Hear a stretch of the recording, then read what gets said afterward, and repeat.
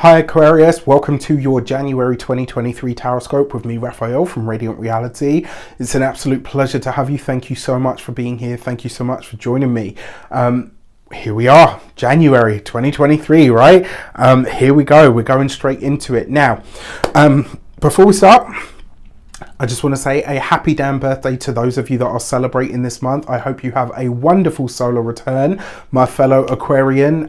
Remember to fill the day of your birthday with a little bit of everything that you want this whole year ahead to have in it for you. Imprint the universal energies with all of the wonders that you are trying to invite into your life. With that said, I would like to bless my decks of cards with all forms of love, light, peace, prosperity and abundance. And I pray that the messages that come through are ultimately clear and concise. They help you on your path to your highest vibrational good. So, for your actions and interactions with the world at large over the course of January of 2023, you have the Hanged Man. All right, so you are starting this year in the way that you are supposed to be starting this year, slow and steady, right? You are taking your time, you're biding your time, you're not rushing anything, you're not forcing anything. Your actions and options is about what you do, and the Hanged Man is about stasis. It's about surrender. It's about surrendering to the current of life and letting it take you wherever it wants to take you. Now, the reason this is such a great energy to have for your actions and options, we're starting the year with a Mercury retrograde in the sign of Capricorn. So for you, especially the ascendant Aquarians, to a lesser degree the sun and the moon, that's the 12th house, right? So some very deep introspective thinking, some very spiritual thinking as well, some very deep spiritual considerations as well. We're also starting the year with a Mars retrograde in the sign of Gemini, which for you is in your 5th house. So and this is about creativity, pleasure, fun, romance, sexuality. There's a lot of considerations that are going on here, and it's like you're not rushing into the new year, which is great.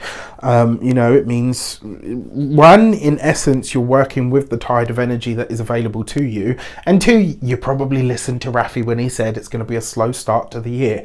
So it's like you're marshalling all of your inner resources and saying, okay, where do I need to reassess? Where do I need to reevaluate my life and where I'm taking everything moving forward from here? Don't worry about who sleeps on you. Don't worry about who badmouths you. Don't worry about any of that stuff, right? You do not need to worry about any of that. That will take care of itself. You are marshalling your inner resources, and as long as you stay focused there, this year's going to be great for you, I promise. For your communications and conversations, you've got the 6 of Pentacles. I'm going to say this is likely somebody reaching out to bury a hatchet. Yes, the 6 of Pentacles has all of its other meanings, but with that Hanged Man, that really suggests to me it's like someone is wanting to do something for you or something, maybe they're trying to be kind. And that could be the way that it shows up. It absolutely could. There could be somebody that reaches out and says, you know what, I really want to do this for you, or I want to offer you this, or there's an opportunity, or, there's sharing, whatever it might be. And it could be absolutely wonderful. What really strikes me about this, though, is it looks like somebody is trying to reconcile. Somebody's trying to bury a hatchet, or they're trying to make amends for something. And if I'm completely honest with you, I don't think you're here for it at all. Just my 2 pence. You got the 6 of Pentacles here in the communications as well, which suggests someone's trying to take remedial action on actions that they've done, have kind of seen you go, yeah, I'm not having that, no thank you. Another way that this could show up as well, this could be an offer or an opportunity that comes to you that you it's not even so much that you don't expect it, it's just almost kind of like, okay, I'm not really sure what I can or would do with this if it were a possibility. I think this is a time where you really are questioning everything and everyone, and not in like a paranoid sort of curtain twitcher way, but just in a way of, does this actually feed into anything that I'm trying to achieve? For your heart and half sector, you've got the 5 of Pentacles. So we're descending, right? Stepping back a little. Now, when it comes to your, for those of you that are partnered, married, or in long-term commitments, there's something here that does look to be a little bit broken or a little bit damaged. And because you've got this next to the 6 of Pentacles, I wonder then if that's where that remedial action is coming from. It's not even a case of too little too late. It's just a case of you kind of saying everything needs to be put into perspective, and I need to see where I'm actually at. So there's a lot of really sort of deep soul searching, I think, when it comes to relationships. Another way that this could show up as well is your partner's finances. Maybe they're highlighted to you and that there's a problem with their money, or maybe their work or something. Another way that this could show up as well, I touch wood and I hope I'm wrong, this could potentially be news of a family member whose health is not great. Because the Five of Pentacles is usually like slips, trips, falls, accidents. It's sometimes where we're out of pocket because we've harmed ourselves, all right? Or, we've had an accident. I don't feel like it is that though. On another sort of note, for those of you that are expecting or waiting for payouts of some sort, whether from insurance or anything like that, you will get it. It's just delayed, all right? It's held up. There's a Mercury retrograde. Now, for those of you that are single, I wouldn't be surprised if there are talks with an ex or about an ex coming back into your life, and maybe questions about what it would take to reconcile that. I think you're going to entertain it for a short moment and then you'll probably move on. We will see. For your money and materials, you've got the Judgment card. So your money looks good. Like your money, your finances look great. You do have this though, and this is you really, I think for a lot of you, this month you will be working very hard on looking at what is allocated where and what it actually means. So you're paying a lot of attention this month to your finances, to closing out, right, where are my loans, where are my debts, where are my bills? Like you're really doing that work. The other thing as well, that there's a call to action this month, Judgment card, that potentially sees your finances or your financial experience really start to expand. But it's going to come, to say it comes with extra work is an understatement.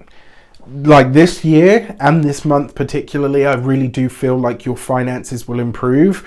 But I feel like as your money increases, your workload will increase with it. As long as you're okay with that, I think you will be fine. Now, when it comes to your first week of, that feels right, your first week of the month, you've got the Lovers card with the Hanged Man. So really very deeply contemplative, marshalling your inner resources. I think for a lot of you as well, you're crafting or perfecting ideas that have come to you some time ago. So it's like things maybe from your past that you wanted to use prior now suddenly start to see the light of day, which is actually very exciting in a sense. Because it's kind of like you're saying, yeah, you know what, now this idea's time has come. And I can't remember, I think it was, I don't know if it was Einstein, but there's a saying that says there's nothing more powerful than an idea whose time it is, or an idea whose time has come. Then you've got the Strength card with the Six of Pentacles. Okay, so now I understand this, right? Because you've got the Lovers card there, which is about choice. You do have a decision to make this month, my dear Aquarians. Yes, potentially about some sort of relationship. Doesn't have to be your significant other. It could actually be with a sibling. It could be with a friend. It could be with a business colleague or partner. But you do have another decision to make here. And it's almost like the choice that you're having to make is, it's like, am I going to go for this? Do I have the guts to kind of do this, or to present this aspect of myself, or to share this about myself? So there's a lot of change coming up for you guys. Now, a lot of people postulate like, oh, Aquarius is the sign of progress and change, which it is, but it's also a fixed air sign, and so has an element of traditionality about it. And so what this means is we're not always as quick to those changes as we might appear. We adapt very, very well. But sometimes getting to that point where we jump off the ledge can be, you know, it can be a little bit, but yeah, I love this. And it looks like you do. You've got a choice, the Lovers card. You've got a decision to make here that's going to take courage, guts and strength. and to go after, or to refuse, right? So what I mean by this is there could be something that comes up for you where basically, let's say it's an opportunity. And it's like, wow, you know what, this could really help me maximize my business, but it comes with all of these cons, right? There's some really great pros that it comes with, but actually there's some stuff here that I'm going to have to really compromise on, and I don't know if I want to do it. The courage that you might need to find is to say no to this offer. It's a possibility. Your third week of the month, you've got the Hanged Man. So you've got a double hit of this Hanged Man energy. There's something here to do with a relationship, a partnership, a familial tie that you are not sure about. And maybe it's somebody's trying to bury a hatchet with you, right? Maybe they're saying, look, you know what, I'm really sorry. You know, I know we've fallen out. I really want to fix it. And you appear to, it's not so much that you're not interested, but you really are asking very deeply, like, I don't know if I'm invested enough to go down this path. For your fourth week of the month, you've got the Death card. Shit. All right. So look, I'm just going to say this to you. Judgment and the Death card are one of the few combinations that do mean literal death. I touch wood. I really hope I'm wrong on this front. It's possible, is all I can say, really. I do feel like this will probably be a family member. I really hope I'm wrong on this front, but it is something to consider.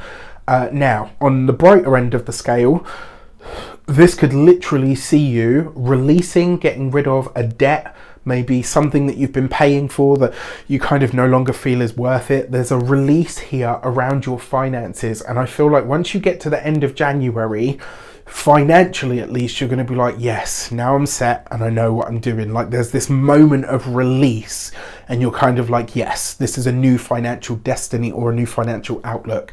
Now, remember, when I'm talking about your moons, when it comes to the astrology of the moons, we're always looking at your ascendant first, to a lesser degree the sun and the moon, but still relevant. So your new moon in the sign of Aquarius on the 21st of January, this is a new moon about you.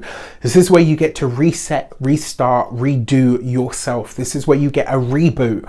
This is where you get to say, yes, you know what, this is what I want for myself. This is what I want to look like. This is what I want my money to be doing. Your first house is you in your entirety. It's effectively, in a sense, a little bit of everything that goes into making up you, but it's your body, it's your mind, it's your outlook, it's your personality.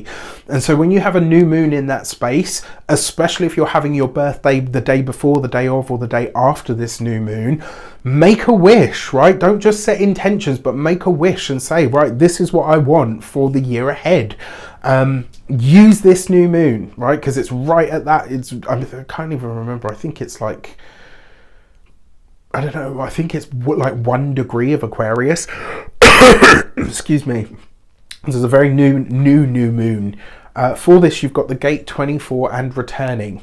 Do you remember who you were before all the bullshit set in? Do you remember who you were before everybody told you you couldn't be this, or you had to be that, or, you know, what you wanted wasn't smart, or, you know, sensible or sexy, or whatever it is? This is the time to get rid of that. This is the time to fuck all of that off and say, no, this is what I want for me. You're either on board or you're not. I don't really care which it is, to be completely honest with you. All right, for your full moon, so you've got a full moon in the sign of Cancer, which for you is, and this is on the 6th of January, this for you is in your 6th house. Body maintenance. Your 6th house is how you maintain everything that you have, whether it's your mind, your body, the things that you own, your car, your home. It's where you have to clean. It's where you have to look after. It's where you have to fine tune. It's where you have to really look after things. This is also a work house as well, right? And so the fact that you're having a full moon there, this could highlight to you where you either have or haven't looked after your health very well.